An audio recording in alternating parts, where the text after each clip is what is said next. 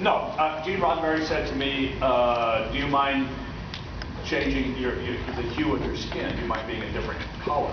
And first he said, do you mind changing your appearance? And I thought he meant I would be wearing ears or something.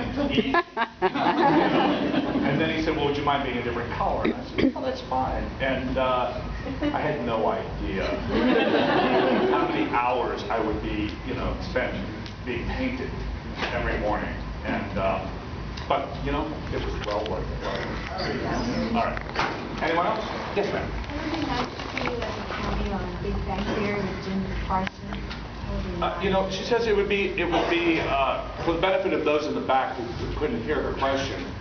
She said, how is it that everything you do is so excellent?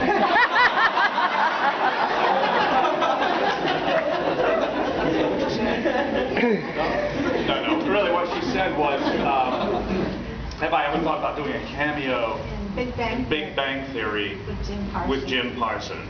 Is that the end of the sentence? Sheldon. I have no idea what that is. I really don't. I know it's a TV show, but I don't know anything about it. I've never seen it. I know Will Wheaton has done it a couple of times. LeVar Burton did one. LeVar Burton did one. But here's what the deal is in show business.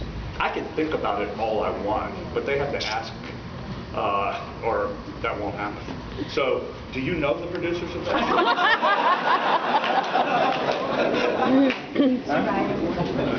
If you do, you'll ask them on my behalf if I can be on their show with Sheldon, Jim Parsons. Yeah, I'd like to do that. Anybody else? Yes. Who were your musical influences for singing? My musical influences for singing were, well, the Chairman, of course. There's only one singer, the Chairman, right? No one was ever as good as Frank Sinatra. I met Frank Sinatra once. I'll tell you that story. Did you bring him a pastrami sandwich? Did I bring him a pastrami sandwich?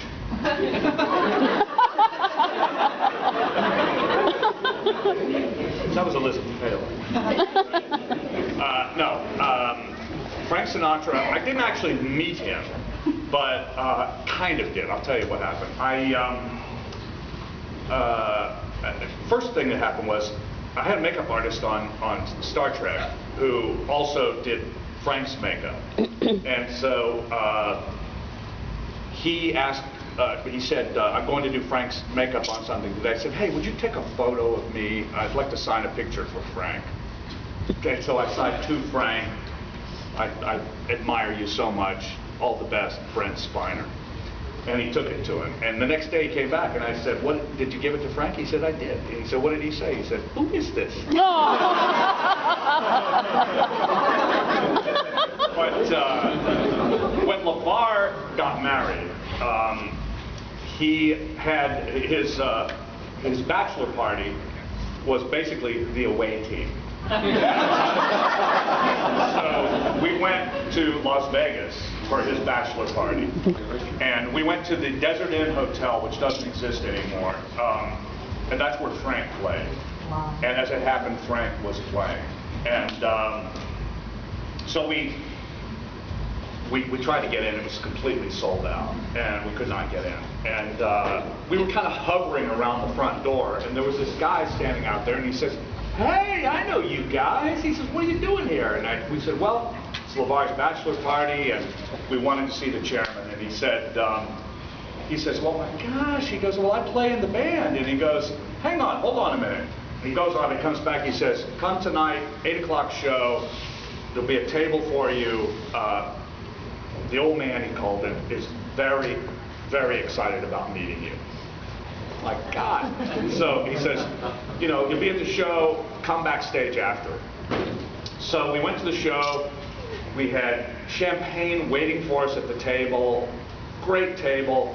It was really kind of towards the end of Sinatra's performing career. And he didn't really sound great, but every now and then he hit a note or two that sounded just like Sinatra. And that was enough for us. And So after the show, we thought, well, okay, let's go back and see Frank. And we got backstage, and he was not there, but Frank Sinatra Jr. was there.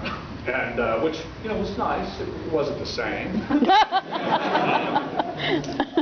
But there he was, and he says, no, my old man had to leave. He goes off and has dinner, and he says, say hello to you guys. Sorry to miss you. If you're back here at 4 in the morning, he gets back. He'd be happy to say hello. So we talked to Frank Jr. for a while. Really nice guy. But a very, very serious man, Frank Jr., way more even than Sinatra himself, and very dour, never smiled, never was, and we all noticed it, well, almost all of us. We came out, LeVar said, God, did you believe how serious he was? And Jonathan, same thing, and Michael Dorn said, believe how serious he is. He says, hey, wasn't he a great guy? I love that guy. That's Michael Dorn. He doesn't notice anything. But anyway, that was my musical influence, Frank Sinatra, and of course, Roy Orbison, and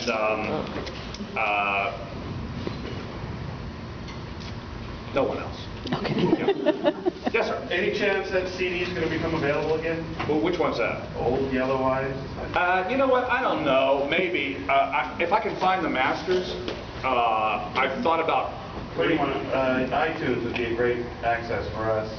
Okay. Put it on the iTunes store. All right, I'll do Sell that. it. No, whatever's good for you.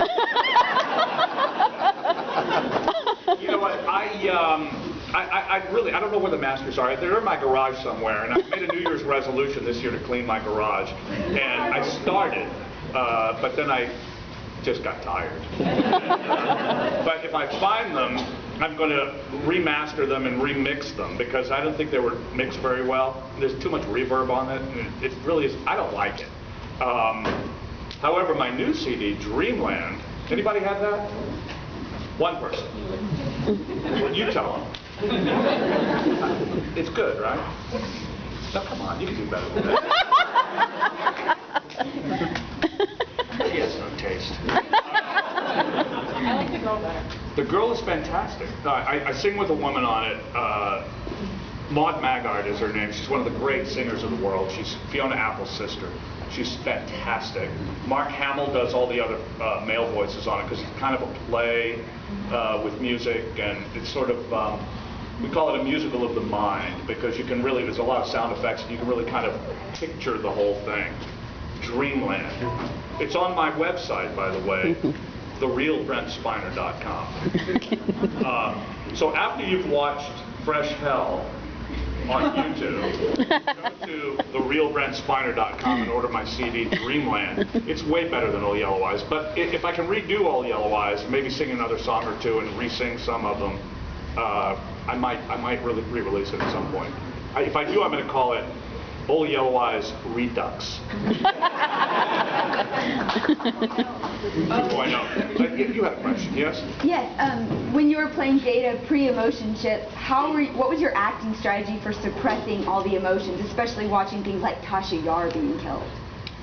That really meant nothing to me. Glad to see her go. No, I'm only kidding.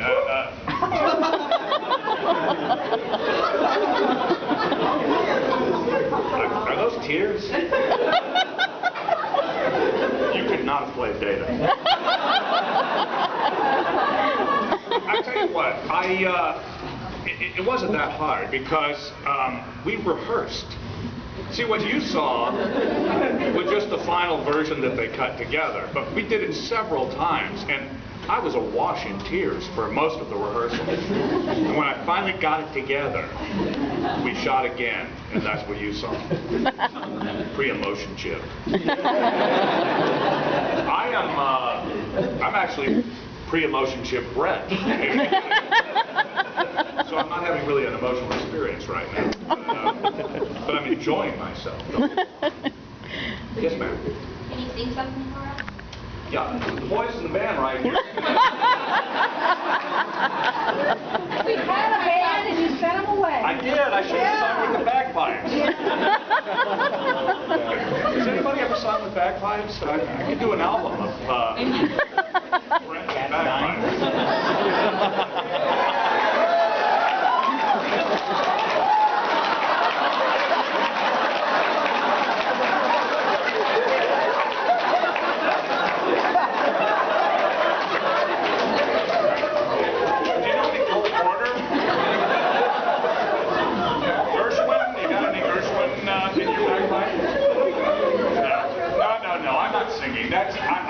You know, you got to warm up and be a good voice. I don't want to just like make a complete fool of myself. You know, I'm happy to make a fool of myself, but not a complete fool of myself.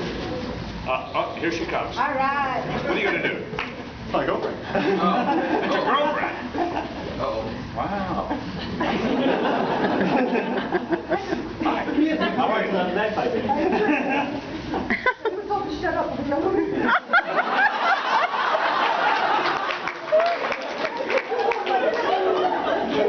I bet that's not the first time you've heard that. All right. Anyone else have a question? Nick, you kind of know. I'm kidding. I'm kidding. You changed my life. You changed my life. Yes, ma'am. So FreshHell is the love of your life right now. Well, it's what I'm working on. Are we? I have others that are the love of my life. Are we going to see any guest spots from you in the fall season?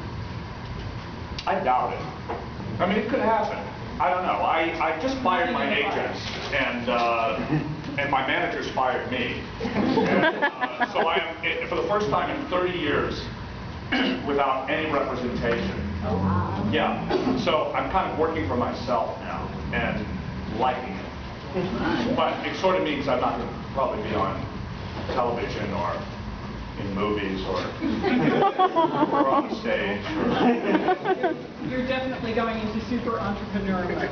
I am in super entrepreneur. Excuse me. Say that again. Entrepreneur. Yes, Nick. Yes, back to my question. Yeah. Yes, Mr. Spiner, how did you get started doing cartoon voice acting? Did you like it better than actually like going through the 4 hours of makeup? Do you just like come in your pajamas and say, "Oh, good, I don't have to deal with that crap on my face"? Okay, that was 3 questions. You know what? I had an agent. They called. Occasionally, like somebody actually. I'm supposed to do The Simpsons, and I don't know how that happened.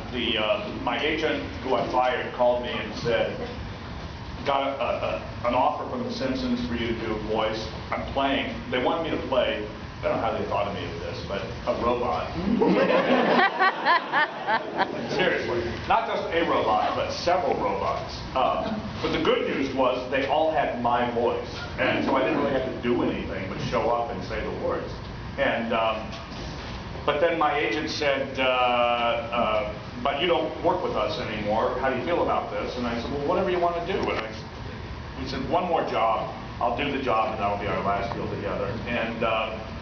And then I noticed that the dates for it, I'm in London and I can't do it. So I called her and I said, "I can't do this." And she said, "Oh, don't worry about the dates. I'll take care of it." And I never heard another word about it. And you wonder why I fired my agent. So anyway, it's like any job. It's like any acting. Your agent calls, says, "You got an offer to do this," and then you either do it or you don't. Fascinating, huh? Yeah. Yes. So, I've heard that you don't really like answering Star Trek questions. I don't mind answering Star Trek. What do you get at? Around. No. Things. No. You know what I don't like? I love Star Trek, and I love the character of Data. But what I don't love is when, like, yesterday I was in the hotel and the elevator opened up. I was waiting. There were some people inside, and this man went, "Data!"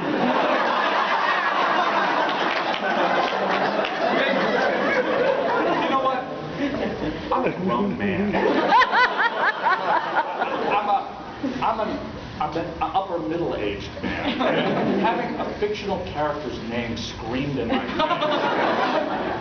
face. Excuse me, I don't love it. But I do love Star Trek, and I love the job I had on the show and the character I played, and I don't love it as much as you do, but I don't know, I didn't make any money from it. well, I love that part of it. What I was going to ask those, like, what was the best thing from having portrayed data? And you said that you went to LeVar's bachelor party and stuff. So are y'all still? Do you still have friends? Oh yeah. Oh, I'm friend. We're all friends. We're all very, very close. Except I don't care for Dorn. But no, we're very good friends, all of us. I actually had dinner with Michael.